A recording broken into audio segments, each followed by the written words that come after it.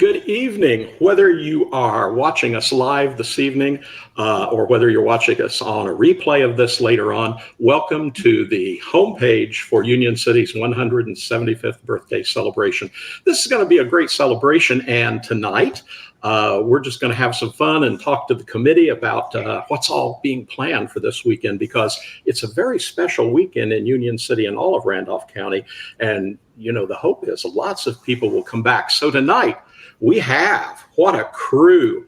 This is the committee that's working on everything about that.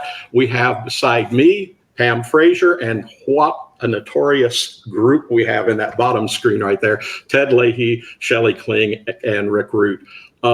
This is really going to be a special time. And one of you three down below, I have to ask you the hardest question of the evening.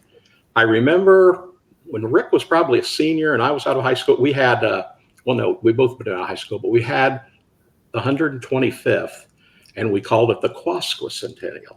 Mm-hmm. Then we had the 150th was Sesquicentennial. Good golly, what do they call the 175th? So Sepcentennial. Now, what was it again? Quarto Sepcentennial. And I'm not sure if that's exactly how you pronounce it, but that's what it looks like. There'll be a quiz at the end of this thing. So. Well, I'll fail that just like I did many of Ted's classes years ago. So that's no big deal. Anyway, it's going to be a fun thing. And, you know, I love Union City history, always have, but this totally slipped up on me that this is the 175th year. When did you all realize this and start planning for it? Well, actually, I thought about it the last few years, and last year especially, and I had talked to Chad Spence and asked if anyone was making any special plans for it, and he didn't think so. So I said, well, I'm going to get a group of people together and we're going to do it. That sounds great. That's absolutely fantastic.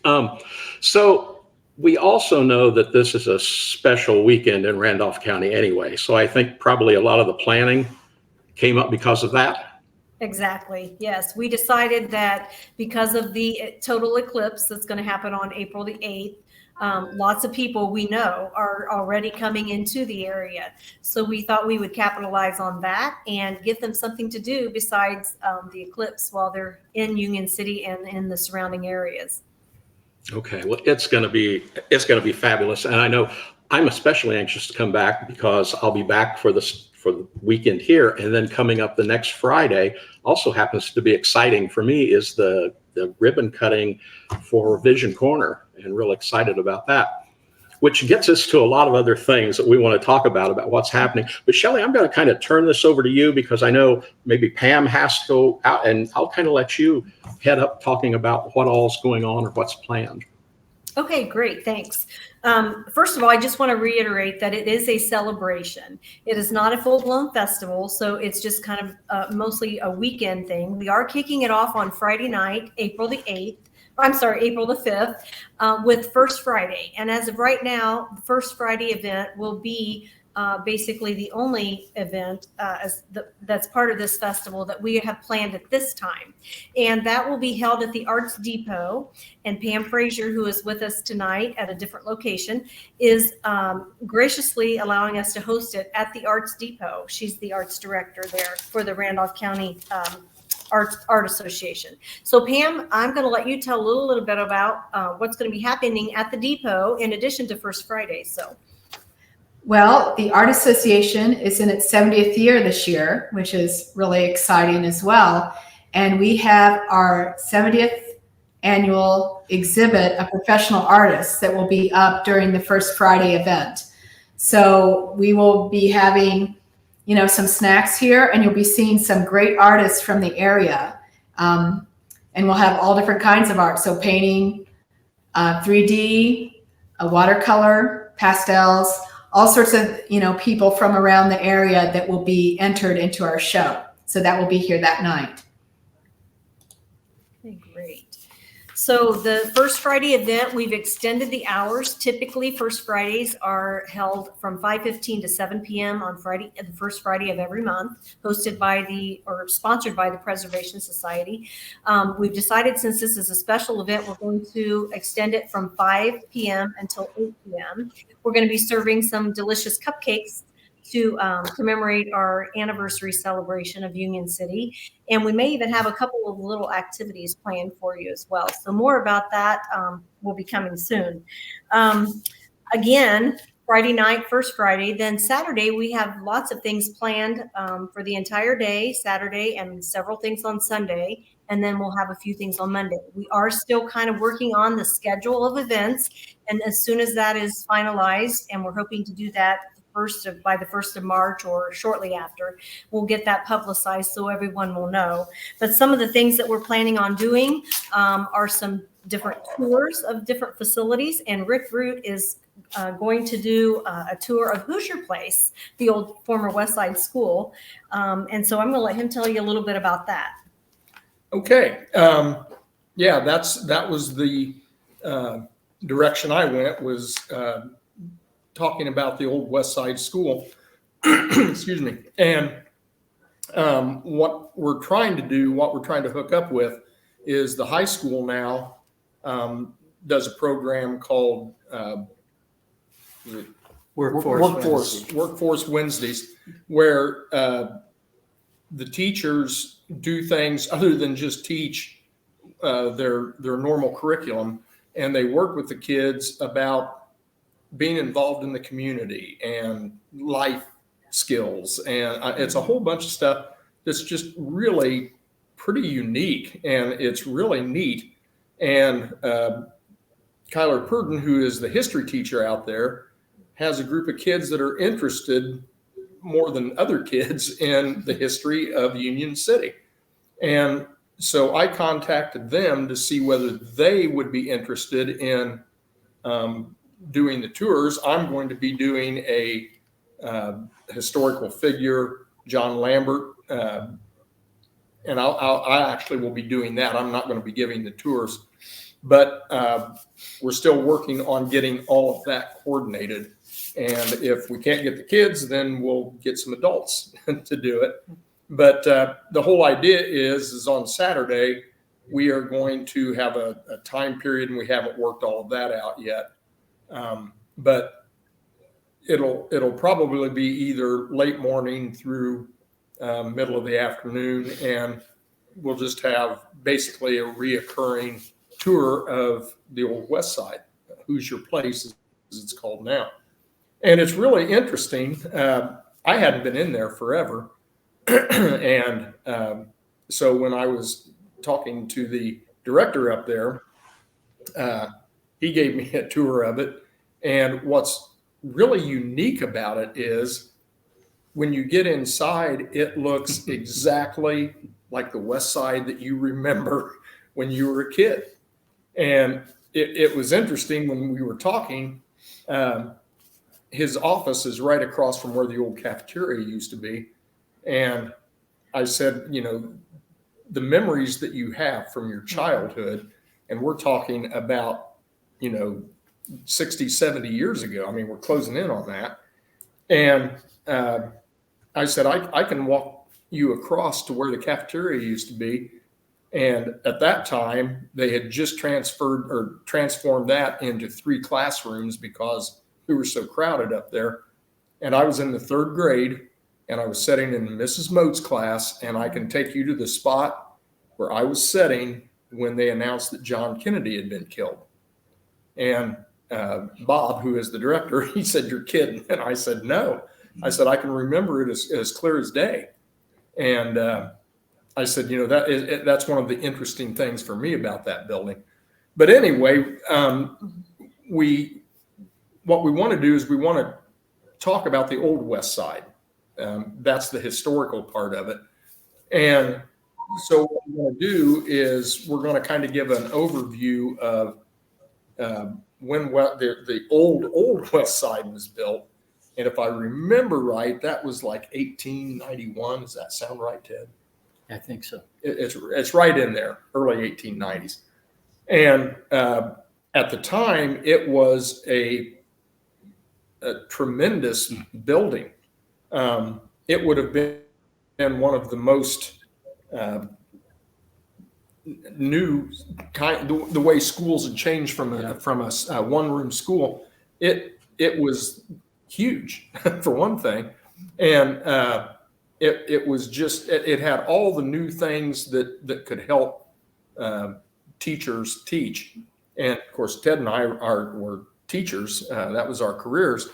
And, you know, when you think back well over 100 years, it's hard to believe that it hasn't always been more or less like it was when we taught, but it wasn't. And this was all brand new.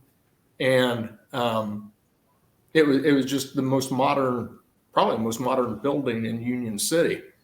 And at any rate, that building actually set a little bit further back than the current West Side. And the big thing about it was that it burned down. And it burned down in 1919. And if I remember right, it was December. It was shortly after Christmas break. And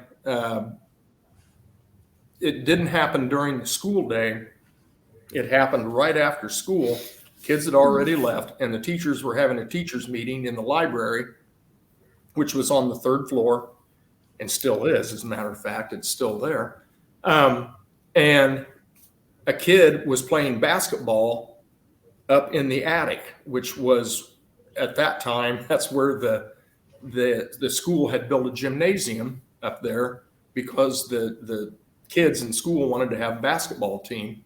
And so they built a court up there, but the court was only 18 feet wide and about 50 feet long.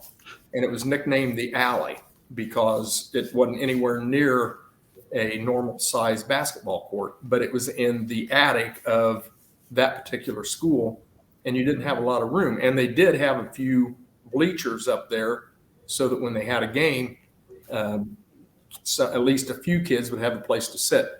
But at any rate, this kid had been up there shooting baskets after school, and he came downstairs and stuck his head into the library, and he said, I was up there shooting baskets and I smelled smoke. And he said, I didn't really see anything, but I can smell smoke up there. And so he went ahead and left, and the teachers decided maybe they better check that out.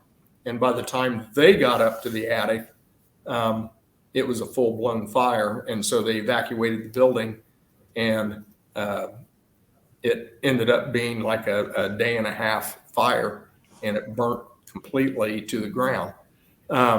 What was interesting, other historical facts for the fire department, was that they were still using the horse and wagon or horses and wagon as far as firefighting equipment. They didn't have a modern fire truck yet, although they had ordered it. It was on order from LaFrance, and in either in December of the 1919, it had been a full year since the fire, and it was either then or shortly after again. It was about a year's span. And the new fire truck, the 1919 American LaFrance that we had up here for years and years and years, it was delivered on a train that came in. And Rick, I think you had a story about your dad going up and watching them pull in and unload the fire truck. He said the kids were excited that day. His grandfather came down and told them all in the neighborhood on the south side that they were delivering, and they went up and watched them roll it off of the flat car. Yep. Right. Yep. And when I was on the fire department as a volunteer fireman in the late 70s and 80s and into the 90s, that truck, 1919, was still third out of the station because it still could pump almost as much water as the 73 American LaFrance pumper.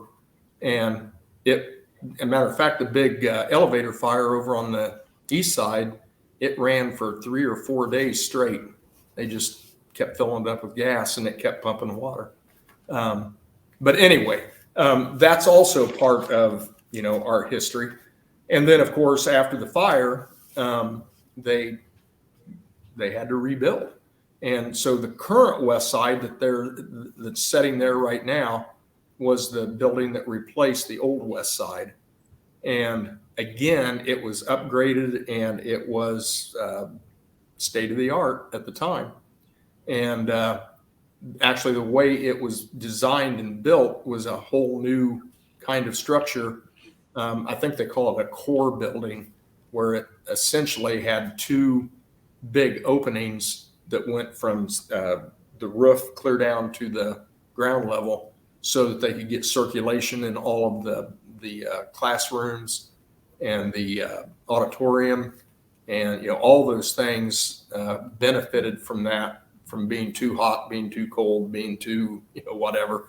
It was a way of controlling the indoor climate, and that building was built to do that.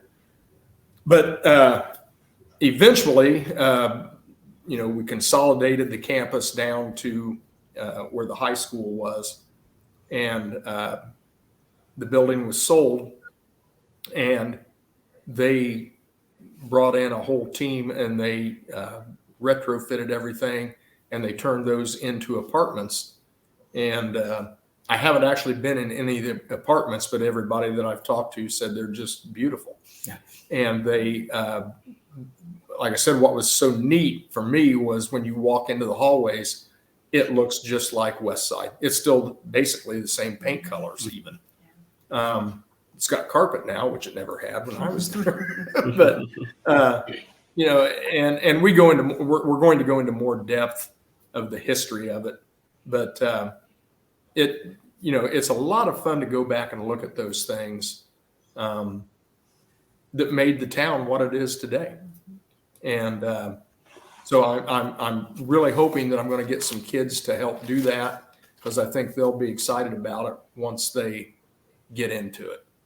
Yeah. Of course, You two know- things are still there that didn't change are the gymnasium and the auditorium. So those look exactly the same as they did when we were there in school. And then They're still in use. then Yeah. they're still in use. And the neat thing about some of the apartments, they all of the apartments, they left some of the special things like built-in cabinets and things like that were already in place. They did not remove any of those, so they are still there. And the And library that's really- the library's been Yes. shrunken down, but it's still there Mhm. for the residents to use. Yes, very neat. It is a beautiful building. You mentioned 2 things. When you walk into West Side, and if anybody comes back who went to school there, maybe they haven't been there in years and years and years. When you walk in, you kind of just want to stop and think for a little bit. You walk into the gymnasium or the auditorium, and you couldn't just move out real quick, but sometimes I just stand in there and want to think, because all these memories just come back. Yeah. It's the most unique feeling of any place probably in Union City, because it's just there. The other thing you mentioned was that the quality of the schools, the building, the original one, and even this one that still stands, and that is attributed to the great wealth, I think, that came to Union City. Even though it remained a small town, in those days, between the 1870s and 90s, 1920, there was a lot of wealth here that was created by the railroads, the coming of the automobile industry. And I hope our students through all of this learn that when it comes to the Northwest Territory, Union City was the first spot. It was founded because the railroads were going to come here, not because they were here, because they were going to come here, and some shrewd businessmen decided this would be a place to have a town. And you know what's interesting about that is, if you look at all these little towns that are around here that are basically nothing more than a couple buildings now, those were all put in because they speculated that's where the railroad was going to come through. And ultimately they didn't. And so those hopeful towns just eventually shrank and shrank and shrank until they just went away. Hayesville, for example, was one. And there's a lot of little burgs around here that there's nothing left. Some of them are just a crossroads now. What is the little burg up in northwest Randolph County? I know John Keith, when he was since his family lived there, was as far as you could get up in northwest. I can't think what that little burg's called. It's just a few houses, but it was one of those. And today you can actually see the bed of the railroad track heading up that way, but it was never built. Is that North Salem? It was not North Salem, but it was right near North Salem. Maybe it was. Anyway, it just goes to your point about the little burgs and the railroads didn't come, but they were, But and Ted and Pam, real quick, because I know Pam's got to slip out of here, I think, in a little bit, but the depot is one of those very historic buildings that, again, is so lucky to have been saved. And Ted, you were there at the beginning of the saving of the depot. That's a miraculous thing that happened, and kind of was at the beginning of the Preservation Society. Well, what happened was Betsy Jeffries was president for the Art Association of Randolph County, and it needed a home. And there were speculations about the depot becoming a steakhouse. And everybody thought, oh, that'll be great. It didn't materialize. So the next thing was, well, what are we going to do with this building? The Art Association said, this can be our home. And so, as I say, Betsy and the officers of the Art Association at that time, Art Association of Randolph County, took on that project, and we stripped woodwork, we refinished floors, et cetera. And we had a whole team of workers that we put in our time and got it back to where it was. And we had a good involvement from the Department of Natural Resources, Division of Historic Preservation, that helped us research part of the building as well. So anyway, yep, we're lucky that it's there and it's intact and used all the time. And the other interesting part about that is it originally came from, was it Sydney, Ohio? One of the It was other rail one of stations. the Brick and mortar moved. Yeah, it wasn't built here. It was built in another town in Ohio. And when the great floods of the early part of the century went through over there, that depot was underwater. And they were going to tear it down, and they raised the new depot over there to I don't know, they raised it like 14 feet or something like that and built a new one. And this one, they basically just took it apart piece by piece, put it on flat cars, rolled it over here and built it in Union City, rebuilt it in Union City. Okay. And those are things most people don't know. Yeah, great history there. Pam, you get to live in this building every day. And you probably do have people that come that are interested in railroads that just come to see the depot. Yes, one time I was sitting here, and sometimes you don't get visitors during the day because during the week people are working, right? So they don't always come here. But I saw some people one summer day, and I go running out and I'm like, oh, are you here to see the art? And the guy goes, no, we're here to see the depot building. And so I got to talk to them a little bit about that. I mean, we are a registered historic landmark, and we have some beautiful woodwork here. We still have the ticket window, and it is a great feeling coming in here every day. I really enjoy it. And yet there's just something about a historic building that you really don't get to feel in any new construction. So we feel very fortunate to have this.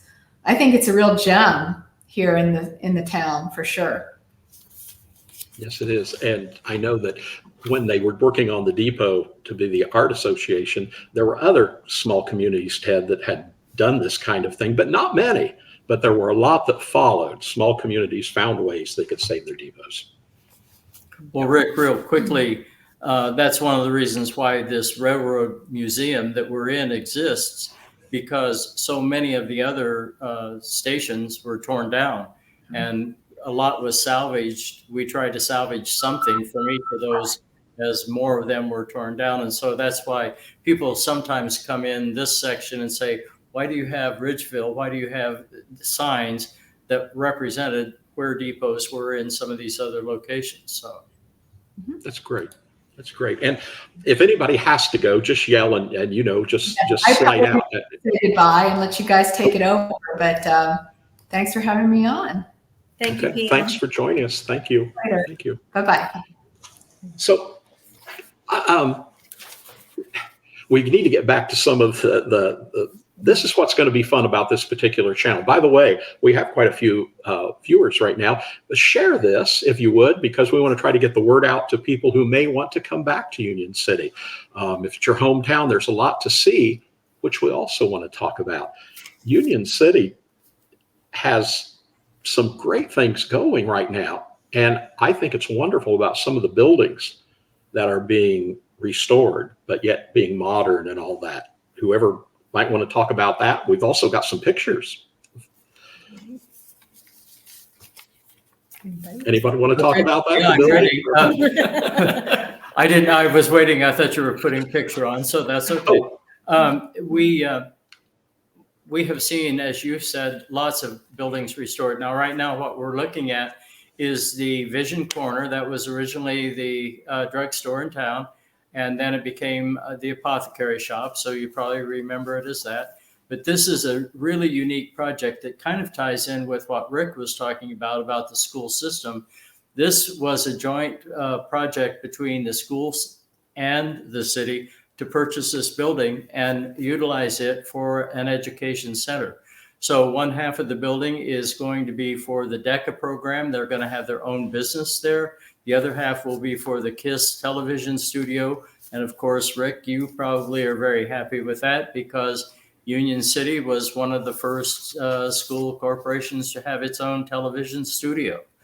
And anyway, that's all going to be on the first floor plus offices. And the upper floor is going to be housing 3 classrooms that are going to be utilized by Ivy Tech, Reed Hospital, and by Ball State and or IU East. So it's revitalized that whole corner of Union City. Then, as you had mentioned, Rick, Preservation Society has been involved indirectly in the restoration of the Backstay building, and it has also been turned into multiple housing units, and it is full.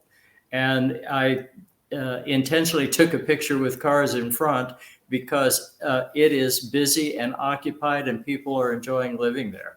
So that's are there piece. businesses downstairs in those spots, or what are those designed for? Then also another one that we have in the downtown area, there's a whole block that has been restored that now houses a coffee shop and houses also a deli. And you're looking right now at Group Therapy, which was formerly Tommy's Place. You probably remember that, Union City citizens. That's now also a bar again and Group Therapy. And the entire inside has been restored right to the tin ceiling, and it has been sort of anodized and finished, but it is the metal itself, and it's absolutely beautiful inside. And so that's a place certainly to come and see and visit in downtown Union City. And almost every building on Columbia Street is filled, occupied with store owners. And that is a great treat to see because, speculation was what's going to happen to Union City. Everything is happening to Union City. Yeah, and I remember looking at Group Therapy building here a long time ago. There was a tour from one of the state or then later national historic preservation people. And I remember him talking about how some of the older buildings kind of need to be modernized downstairs for the businesses, but he emphasized how important it was to maintain the upper floors in their historic nature, and that's happening in these. Yeah, that's a tenet of preservation, that the upper structures of a building, which represent the history of the building, are to be retained in a historic district. And in fact, that was a project of Preservation Society to have the entire downtown put on the National Register. So it is considered a historic district. And we have several buildings or homes that are also on the National Register in Union City. And those can be viewed on a walking tour that was put together by Greg Everett, a former student from Union City. And it's set up so you can load it on your phone, take the tour yourself if you're in town. Okay. And We'll post that. we're going to do a program with Greg about Oh, great. that, how you do it and come, because I've heard when you Great. say it's very good. Yep. So there's something else going on that we've got some pictures of, and Ted, you took all these pictures for us to see and sent them today. But some towns are known for their murals, but you Yes. can't have just one. You've got to have several. And believe it or not, Union City has some fantastic murals. Let me Well, go we're to some. fortunate because the first one that was created, and right now what we're looking at is the assembly of the Military Tribute Park mural. That is in 8 different sections and assembled on the end of the American Legion building.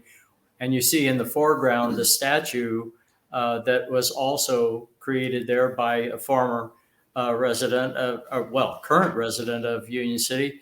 And that is Joshua Shepard. He has work all over the United States. And this piece we wanted to portray in the Military Tribute Park, where that mural is located, the sense of what it meant to be a soldier and the casualties that were the result of that.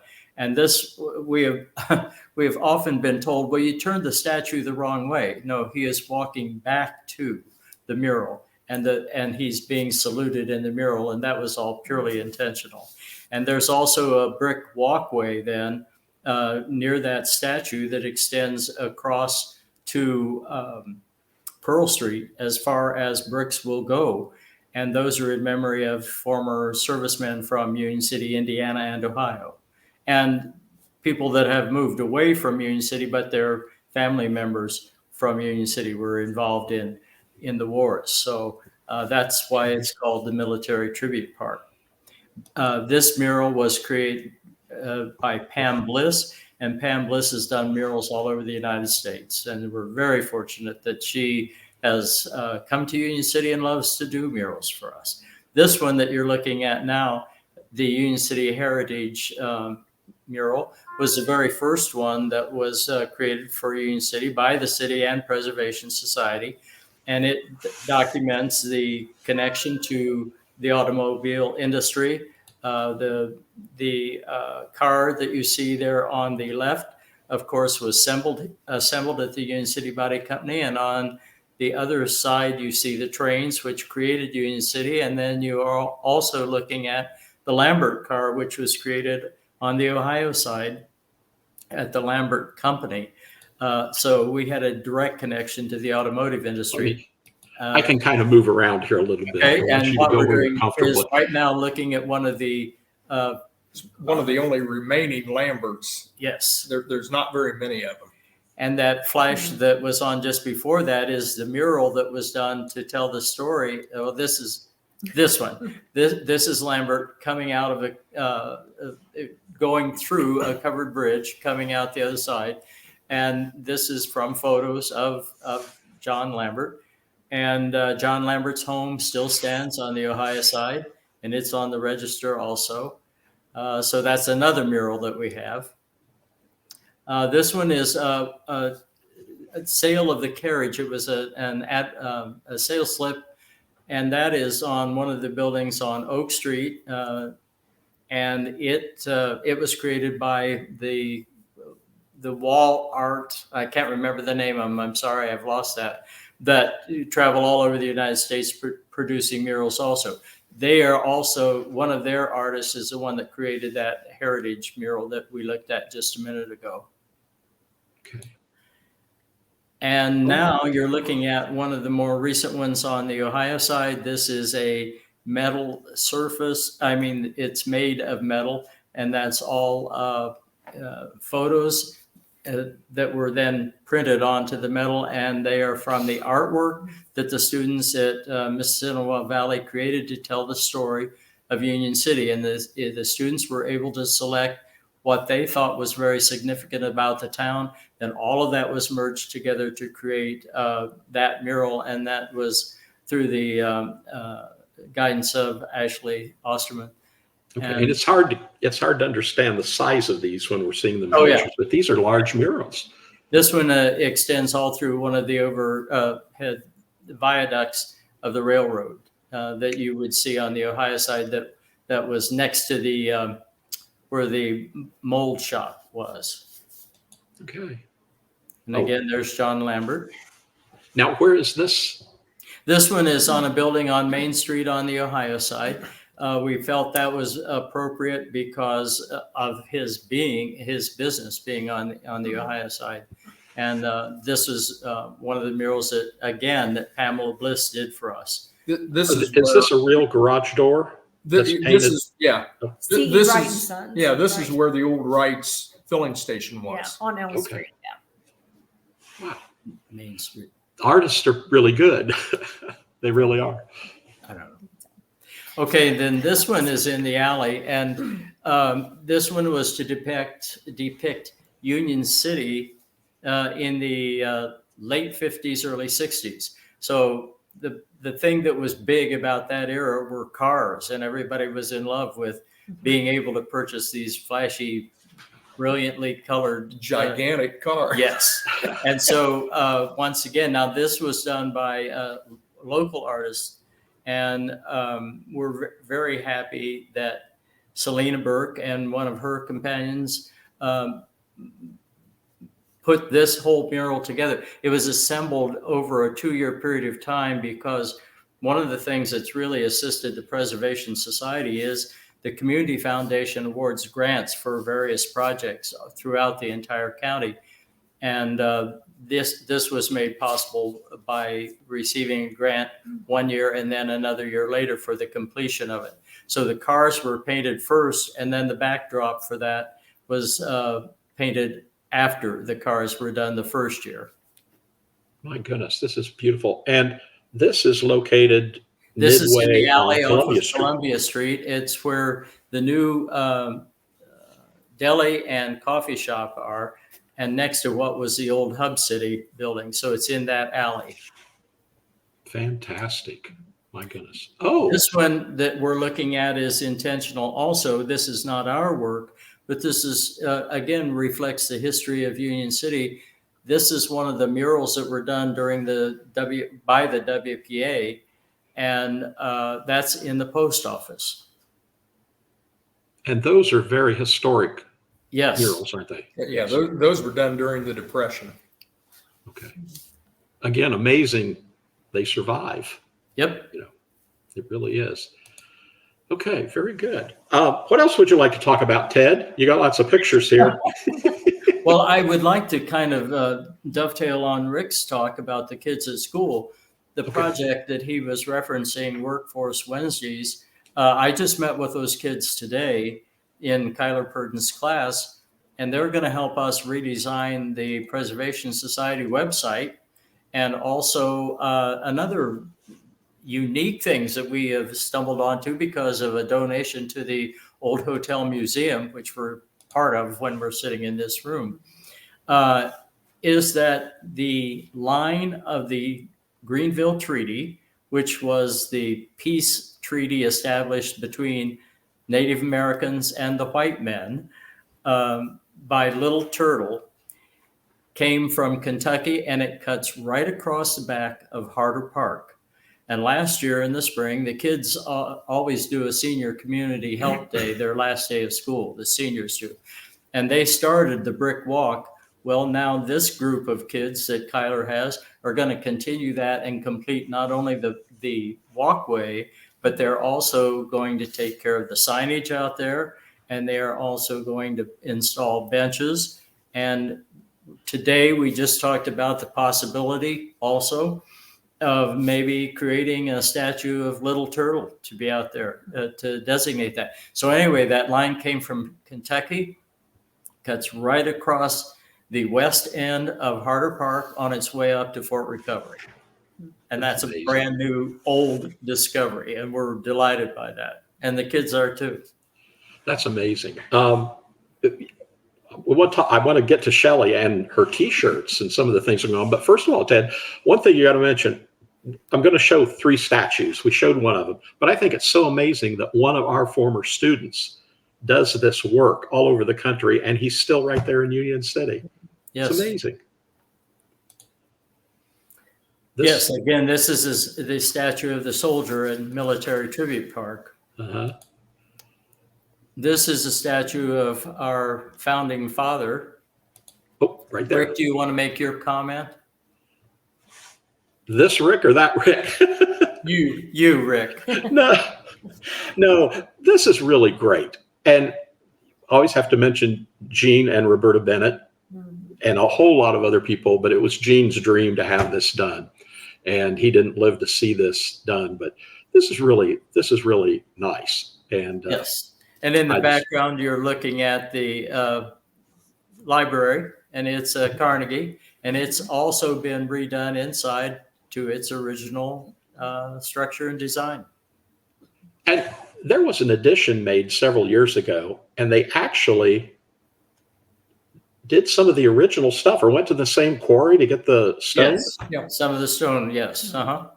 That's amazing. And that has the handicap access, an elevator that takes you up to the main floor. And of course, the bottom floor is children's library. And there's also another sculpture that is up there by the front corner of the library of 2 kids reading books sitting there. It's a beautiful lawn. It's a beautiful lawn. But Joshua Shepard, he does these, and is he making a new statue perhaps? I'm sorry? Is there a new statue? Yes, there's a statue of Governor Gray, and it will be installed when they do work on the last joint-owned home that was Governor Gray's. When he came back from Indianapolis, that had been turned over to another person, and he lived in a home that was on Union, and that was later the Chambers Clinic, but that was torn down, as many things happened during the 60s, to put in a filling station that lasted about 4 or 5 years. Yeah. But now that's the home of Citizens Bank, and Governor Gray also instituted the Citizens Bank. Yeah, and the house you're talking about was kind of, what I want to say, where Little Richard's restaurant used to be, what used to be the big greenhouse with the plaster on it. Yes. Yep. Is that where the statue's going to go? Yes, it'll eventually be located there. And we haven't put it there yet because we want to be sure it's kind of secured, because it's going to be prominently on the corner. And actually, that's going to be right across the street from where the Military Tribute Park is. Okay. And also where Artisan Crossing is. That home is going to be restored? That's the game plan. Oh my goodness. That is great, because there's a lot of history to that house. And it was one of the very, very early ones as well. Built in the 1860s. I think we worked on the details to that. And there's actually, we know the man who laid the bricks. We have his name, who did that in the 1860s. He built a lot of the homes there. But anyway, so much going on. Shelley, if people want to get involved, help out, get some T-shirts. They look good. I don't have pictures of those, but I do. I can show you if I can hold my phone up. Will that work? okay. Yes, Okay, absolutely. so this is the design of the T-shirt. I'll try to get it up as close as I can. Okay. Over here. Sorry. So there you go. And on the front, it has the flag of Union City, and it says 2 states, 1 community. And then on the back, we have a beautiful silhouette of a train. Go this way. Sorry, it's kind of backwards of where I think I should go. And celebrating 175 years. And it has the 1849 to 2024. And Union City, Indiana, and Ohio. So those T-shirts will be soon. We are actually going to start taking prepaid orders relatively soon. There'll be an order form and information on our Facebook page, which is Union City's 175th birthday celebration. We opted to name it that instead of the technical name, the Quarto Sepcentennial, because that's too hard for people to pronounce and to spell. So T-shirts will be available soon, and we're hoping to sell a lot of those. There'll be a nice commemorative item for people as a keepsake for the celebration. But I do want to mention that we have lots of other people who are helping on this committee. These are just a few of the brave people who opted to come on live with me tonight. So we have Tom Brewer over here in the background who did not want to be on, and several other people who are not here. I'm not going to name them because I know I'll forget someone, but we have several people helping with this event. So it's not just the 5 of us. But anyway, want to just let you know about a few things. We will be having a parade. And tentatively, that's set up for Saturday afternoon. We're thinking around 3, but again, we're still finalizing the schedule of events, all the dates and times. But it will be, the route will be from the Union City Junior Senior High School parking lots, and it will go up Walnut Street to Oak Street. And then from Oak Street, it will go on to Columbia Street and turn onto Pearl, and then go on the Ohio side down to Elm Street, and then it will end down at All Brothers, which is the former grocery store. And so we're looking for people to enter. It can be individuals, businesses, organizations, anybody can enter the parade, and the entry form will be available online relatively soon. We're hoping to get that up and running here in the next few days, and we'll publicize that so people can enter. Looking forward to a nice celebration. That will take place Saturday afternoon. And following that, we're going to invite everyone to go to Artisan Park, and we're going to do a community picture. So we want everybody to wear their Union City 175th birthday shirts or their Total Eclipse shirts, which are also on sale right now. Either or wear them both if you can figure out how to do that, whatever. And then Alex Spence is going to take our group picture with a drone. So that should be fun and should be a neat picture to take from above. And following that, we have some special entertainment, and I am not going to elaborate on that anymore. But as soon as we are able, we will announce who that is that's coming from Union City. But we'll just say that it's someone that you all know that is originally from Union City, a hometown guy, and we're just excited that he is agreeing to come. So as soon as that's all finalized, we'll announce that and have a big announcement on that. Some of the other things that we're doing, just to let you know, in addition to the tour of Hoosier Place, we're also doing a tour of the museum that we're in right now, the Railroad Museum and the Old Hotel Museum, which is behind us. And on the Ohio side, Shams, he has a DNR Racing Museum, which I guess is just a hidden gem in Union City. If you've not been there, you have to go. So he will be open also that weekend with special hours that will be announced. And as a side note, that was Lambert's old building factory where he built Yes. the Okay. automobiles. Okay, right. And this is part of the mural that you just There we saw go. then. And then, Rick, you've got some of those interior shots of Yes. it's an amazing museum. And we've had IndyCar race car drivers visit this museum. It's really something to see. Really Because cool. most of them started out as sprint car drivers. Yeah. How neat. So, and also, we're going to have some vendors in the former community gardens right next to my store, the Corner Cupboard on Columbia Street. Dave Linkenstoffer is going to be sharing some information right behind there where the Body Company Museum is going to be housed.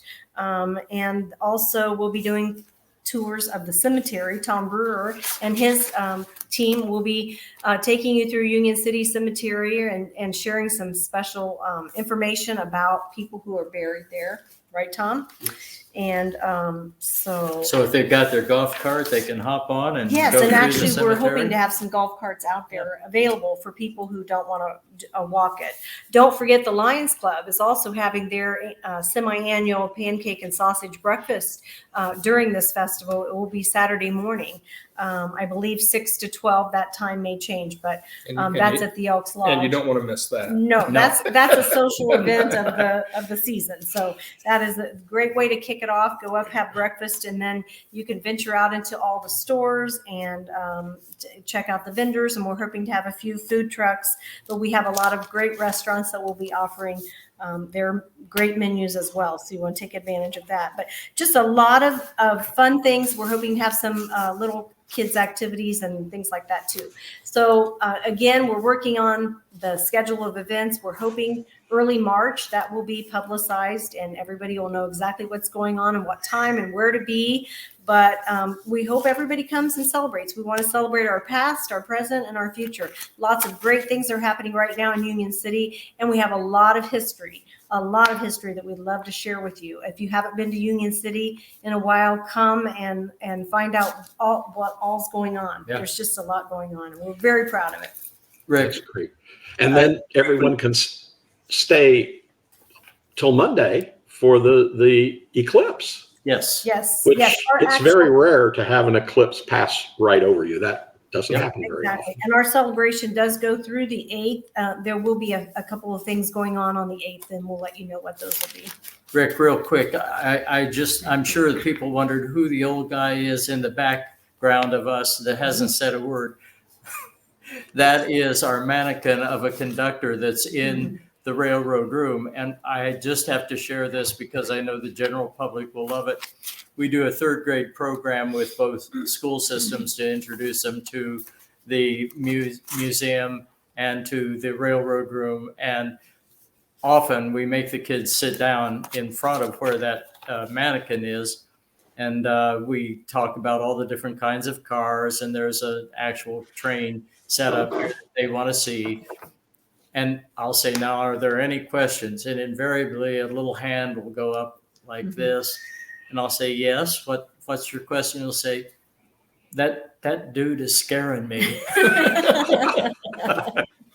So anyway, I just had to share that because kids love coming here also.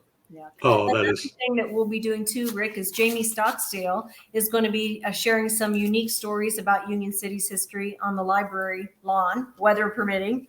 And Marcia Neely, I think a lot of people know Marcia. She's a great gal, and she paints rocks, and she calls them smile rocks. Hides them all over town, has been doing this for a good while now.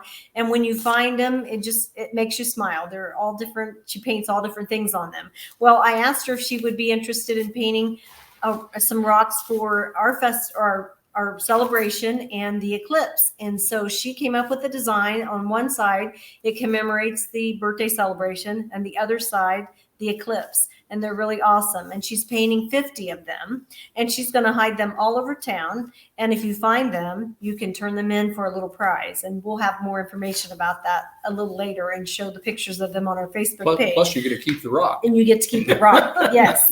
So that's fun. A little scavenger hunt and something to keep to commemorate our celebration. So that's something unique too. a whole new form of pet rocks, I guess. Yes. Yeah, basically. There is so much, and I know we were kind of all over the place with so much and still probably didn't touch a lot of things we talk about, but that's going to be one of the fun things about doing some programs here. Ted and Rick, it would be so neat to take a little tour of the museum sometime, or maybe put a phone on a little gimbal and walk through the museum and show people what's actually there. I think that would be cool. But we really would like to do some programming like that. Coming up in just a little bit here, we will also be posting. I know that Shelley, you had some pictures. Did I hear those came from Tom Peterson of Yes. the 1949 centennial? Yes. The parade. Yes. The parade. Okay. Mhm. Well, we also happen to have some film from 1949. So as soon as I can get that turned around and posted here, we'll actually have color film from 1949 from the parade and some of the events going on. And then since we're in the museum, I just happened to think while we're watching this, I have a video I would like to post here when I took a camera up to the museum with 3 people who did a lot of work there. And they told us all about the museum, little tour. Judy Reagan, Mrs. Troxel, Yes. and Mel Wantz were all there that day, and they were doing their work at the table there, clipping articles and all kinds of things. And so we talked to them. So that might be kind of a fun little walk down memory lane there with those folks. So Yeah, for those people who have not been in this museum, it is amazing. There is so much history right here in this museum. You could spend hours here. In fact, last summer when I had some girlfriends in for a girls' weekend, we had planned to take a quick tour meaning an hour, of Union City. I was just going to show them some of the changes that Union City has had in the last couple of years because they live out of town, out of state, hadn't been here in a while. And I thought, you girls they grew up here, of course, and they needed to see this. So we got a couple golf carts, and Joyce Hoosman, our cheerleading sponsor from back in the day, way back, she kind of went along with us, and she was one of our golf cart drivers. And you know what? That hour tour turned into several hour tours because we spent over an hour just in this museum. And Ted was here and gave us a wonderful tour of the museum, and they were just so amazed at all of the things that were in here and everything he had to say. They were mesmerized. They still talk about that. And then we toured the rest of the downtown and other areas of Union City. And we did not even leave Union City until after 3 that day. And we were hoping to be on the road by 11. And they just had a wonderful time. It was great to show off Union City and to see how proud that my friends were of everything that we're doing here. And it was just a memory lane. Hoosier Place was one of the places we went into. And again, we spent a lot of time in there just remembering everything that we did at Westside and in the auditorium and the gymnasium with all the games and everything. It was just so much fun. So if you haven't been here for a while, coming back, just come back and see everything, and I think you will be amazed. It is. And the museum's a great place to do some research, Ted, as well. As I used to love to look at the directories. You have some very old city directories that if you had family who lived here, you can pretty much find out where they lived, street names, addresses. But, the museum's a whole other thing we got to do a show on because Rick and Ted built so much of that museum. That was a building that was in sad shape, and you guys did a ton of work on that, didn't you? Yeah. Ton pretty much says it all. Anyway, thanks, for being here. Anything we need to cover that we didn't cover right now? No, just like us on Facebook, follow us on Facebook, subscribe to our YouTube channel, spread the word, share the information. We have flyers that are printed right now with just general information about the program. They're available at my store. We're going to be getting them out all over the place. In fact, we've already been doing that, but we've got a long way to go. But if you have a place that you can hang them or have some that you could put out on a table in your business or organization, please stop by. We'll fix you up with some. Want to get the word out as much as possible. They're also available on our Facebook page if you can print it off from there and hang it somewhere or just share it on Facebook. We would appreciate that. Just help us get the word out. Okay, very good. And we're gonna end here with one comment we've got to show. People can make comments. Vicki Moore O'Connor answered the question from early on. New Pittsburgh was the name of the little town up in Northwest where the trains, you can see the railroad where it was supposed to go. Anyway, Thank you, Vicki, because I would have never thought of that. Anyway, thank you all for joining us, and thank everyone at home again. Share this so that people can see it. We all have lots of other connections that all of us don't have in common. So it would be it's going to be Union City, great hometown, great history, and it's going to be an exciting weekend. So with that, we'll say goodnight, and y'all have a good time. Thank you, Rick. Everybody. Thank you very much. Lots of history and making history every day. Thank you for joining us. Good night. Thanks, Rick.